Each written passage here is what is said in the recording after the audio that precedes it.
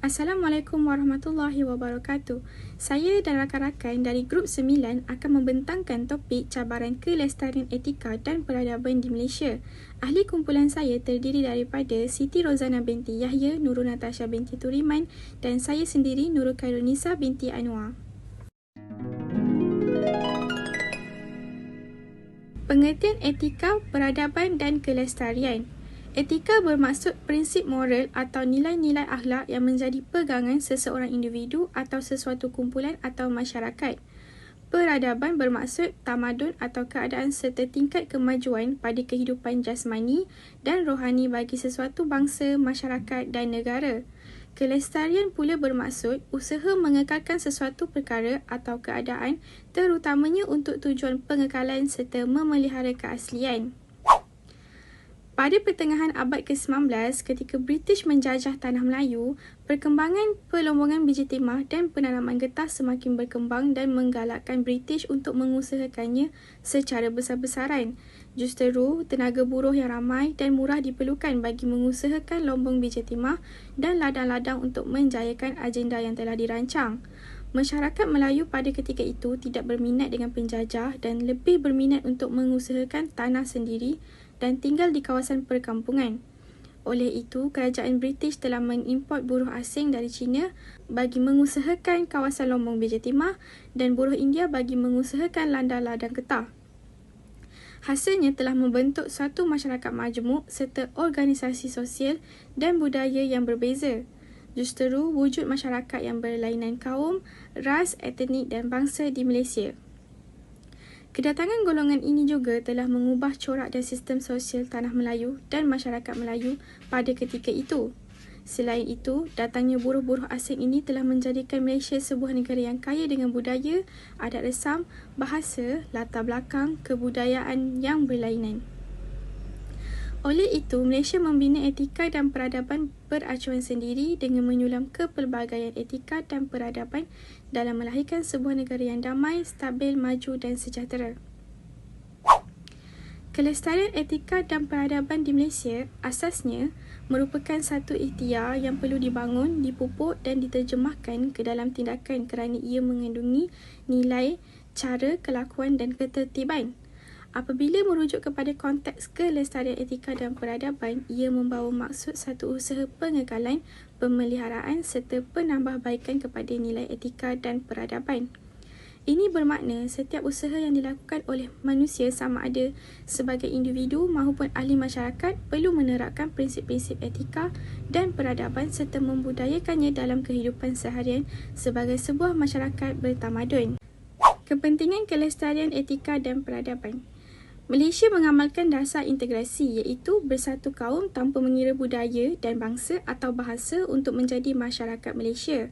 Antara kaum utama di Malaysia adalah Melayu, Cina dan India. Kepentingan kelestarian etika dan peradaban adalah supaya masyarakat di Malaysia dapat melaksanakan adat resam atau adat istiadat secara beretika dan beradab. Kedua, menjaga tutur kata dan adab pergaulan seharian berdasarkan moral, etika dan budi pekerti sesama kaum. Yang ketiga, memelihara dan mempraktikkan budaya warisan zaman berzaman serta menjaga kerukunan dalam hidup bermasyarakat. Yang keempat, memperkukuhkan harga diri, maruah dan martabat anak bangsa. Antara nilai akhlak yang perlu diamalkan adalah berbudi bahasa, bekerjasama, sifat prihatin, baik hati, hormat menghormati, berkasih sayang, rajin dan patriotism. Kedinamikan etika dan peradaban di Malaysia. Dinamik bermaksud mampu membuat penyesuaian serta menerbitkan pembaharuan dan kemajuan. Ia bermula dengan kedatangan penjajah Inggeris yang telah mengubah landscape politik, ekonomi dan sosial di tanah Melayu pada ketika itu. Mereka telah mengakibatkan ketidakseimbangan sosial dan kehidupan yang terpisah oleh perbezaan etnik, budaya, pekerjaan dan tempat tinggal. Penjajah Inggeris telah memperkenalkan dasar pecah perintah iaitu konsep yang merujuk kepada strategi yang memecahkan struktur kuasa sedia ada dan menghalang kuasa kecil dari bergabung. Keadaan ini telah mengeruhkan perpaduan masyarakat di tanah Melayu. Kesannya, masyarakat Melayu tinggal di kawasan kampung kerana kebanyakan mereka adalah nelayan dan petani. Masyarakat Cina pula tinggal di bandar kerana mereka menjadi peniaga dan pelombong. India pula tinggal di ladang menjadi buruh. Kesannya, wujud perasaan curiga antara satu sama lain sehingga tercetusnya peristiwa 13 Mei 1969 iaitu 12 tahun selepas Tanah Melayu merdeka. Kerana orang Melayu terasa tertinggal dan tertindas di bumi sendiri akibat kemiskinan.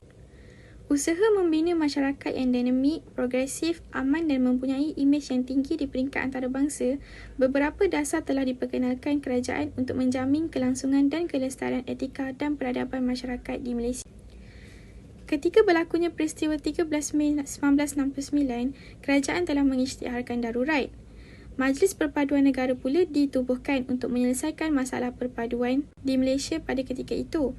Satu ideologi diperkenalkan iaitu rukun negara dan dasar ekonomi baru. Apakah peristiwa 13 Mei 1969? Ia merupakan insiden rusuhan kaum yang menyebabkan 196 kematian, 439 orang cedera, 39 orang hilang dan 9,143 orang ditahan. Dasar ekonomi baru diperkenalkan oleh Perdana Menteri Malaysia yang kedua iaitu Tun Abdul Razak. Ia diperkenalkan dalam rancangan Malaysia kedua 1971 hingga 1990. Ia diperkenalkan untuk menyelesaikan masalah perbezaan ekonomi antara sektor dan etnik agar kestabilan ekonomi dan politik tercapai. Matlamat utama DEB ialah membasmi kemiskinan tanpa mengira kaum, menyusun semula masyarakat untuk menghapuskan pengenalan kaum melalui kegiatan ekonomi. Strategi pula ialah mengurangkan dan membasmi kemiskinan dengan memperbanyakkan peluang pekerjaan. Strategi yang kedua ialah dengan mengurangkan pengenalan etnik mengikut fungsi-fungsi ekonomi. Kesannya, peningkatan dalam sektor pendidikan, penurunan kadar kemiskinan dan mengeratkan perpaduan kaum. DEB pemangkin sharing poverty tetapi gagal membawa shared prosperity. DEB gagal mencapai matlamat seperti yang dijangka. Kerajaan berusaha namun tabiat segelintir masyarakat yang cuba mendapatkan keuntungan dalam masa yang singkat membuatkan mereka tidak berjaya. Sikap masyarakat Bumiputera yang membuatkan golongan itu tidak mampu maju ke hadapan telah membentuk jurang perbezaan ekonomi yang luas antara etnik. Rakyat yang berintegriti haruslah menggunakan peluang yang diberikan sebaik mungkin. Golongan Bumiputera harus menonjol dalam pelbagai sektor supaya shared prosperity yang bermaksud kemakmuran dapat dicapai oleh semua kaum. Assalamualaikum, saya Siti Rozana binti Yahya dan saya akan sambung pembentangan daripada kawan saya iaitu Khairul Nisa. Okey, saya akan sambung tentang cabaran kelestarian etika dan peradaban di Malaysia. Okey, satu adalah defisit sosial. Defisit sosial bermaksud kekurangan dalam konteks sosial yang memerlukan usaha penyatu padu berterusan untuk meningkatkan tahap kesepaduan disebabkan jurang perbezaan perspektif dan pendapat dalam kalangan kelompok yang berbeza. Antara isu di kategori di bawah defisit sosial ialah agama, sebab kita kurang kepahaman dan sensitiviti antara penganut pelbagai agama. Kelas sosial, jurang kelas sosial berdasarkan etik, keturunan, pekerjaan dan ekonomi. Bahasa, kurang penguasaan bahasa kebangsaan iaitu bahasa Malaysia. Media, penyalahgunaan dan pengawalan informasi. Okey, kalau kita tengok dekat slide ni adalah teras utama Indeks Perpaduan Nasional 2018 iaitu IPNAS. Okey, pertama adalah perpaduan diidamkan. Detik perpaduan, detik perbezaan. So kita akan nampaklah 9 tambah 1 tampak integrasi. Selain nombor 2 adalah kesepaduan dicapai, kesepaduan nasional iaitu etos bangsa, kesepaduan sosial KS, defisit sosial itu termasuk dalam 9 tambah 1 iaitu tapak integrasi. Okey, yang ketiga adalah penyatu paduan iaitu diusahakan etik, hubungan sosial rentas etik SRE akan pergi kepada batas etik DBE dan tahap keetikan iaitu TK iaitu tawar-menawar, perundingan, mediasi dan tadbir urus pembangunan. Okey, dalam perpaduan yang kita nampak adalah yang menyebabkan ada 9 dan 9 tambah 1 untuk tapak integrasi adalah yang menyebabkan perpaduan dan kesepaduan boleh diidam dan dicapaikan adalah itu etnisiti, agama, kelas sosial, pendidikan, bahasa, jurang generasi, gender, politik, federalisme, ruang bandar, iaitu ruang bandar ataupun desa, dan media yang menyebabkan tapak integrasi. Kesan defisit sosial, ketegangan yang wujud antara masyarakat berbilang kaum, agama, pekerjaan dan etik dalam kalangan rakyat Malaysia semakin terasa. Yang kedua, rakyat semakin berani berhujah tentang isu-isu sensitif. Memang kita nampaklah sekarang ni macam-macam isu sensitif yang akan keluar setiap hari. Okay. Yang ketiga, layanan yang berbeza daripada kerajaan, terutama apabila kerajaan mengasingkan kluster pendapatan, memburukkan lagi hubungan antara rakyat dan daripada lapisan masyarakat yang bervariasi. Okey, peristiwa rusuhan kuil Seri Maha Mariaman. Okey, rusuhan kuil Seri Maha Mariaman merupakan insiden rusuhan yang telah berlaku selama 2 hari daripada 26 hingga 27 November 2018 di tapak kuil Seri Maha Mariaman Sivil dan juga kawasan sekitar USJ 25 Subang Jaya, Petaling, Selangor. Rusuhan ini berpunca daripada perselisihan faham antara pihak kuil dan pihak pemanju, iaitu One City Development Sdn Bhd, dalam isu pemindahan kuil tersebut. Kesan insiden rusuhan ini mengakibatkan kerosakan harta benda awam dan kematian seorang anggota bomba, Muhammad Adib bin Muhammad Kasim. Okay. Yang kedua adalah isu tadbir urus dan pembangunan. Tadbir urus ialah cara ataupun sistem mentadbir, mengurus, mengawal seliaan dasar fungsi ataupun perjalanan sesebuah negara, perbadanan, syarikat dan lain-lain. Ciri-ciri tadbir urus yang baik ialah hak bersuara dan accountability, kestabilan politik tanpa keganasan, keberkesanan kerajaan mentadbir, kedaulatan undang-undang dan kawalan rusuhan. Objektif tadbir urus dan pembangunan ialah menyemai dan meningkatkan keyakinan rakyat terhadap kerajaan untuk melaksanakan dasar yang telah dimandatkan, untuk mengekalkan accountability dalam sistem penyampaian perkhidmatan awam, menjamin kesejahteraan sosial dan ekonomi rakyat dan masyarakat, menjamin perpaduan demi kestabilan negara, menjamin keselamatan negara. Antara isu-isu tadbir urus dan pembangunan, perpaduan antara rakyat pelbagai kaum, etik dan agama semakin renggang.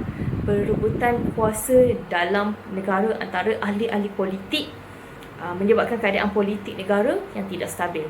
Jenayah rasuah masih berluasa dan rakyat golongan B40 masih memerlukan perhatian dan bantuan dari aspek kebajikan.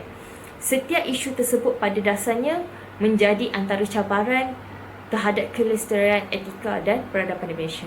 Ini kerana isu dan permasalahan tadbir urus dan pembangunan tersebut sekiranya dibiarkan tanpa pemantauan menyebabkan nilai etika, moral serta adab sopan dalam kalangan masyarakat Malaysia semakin terhakit sedikit demi sedikit.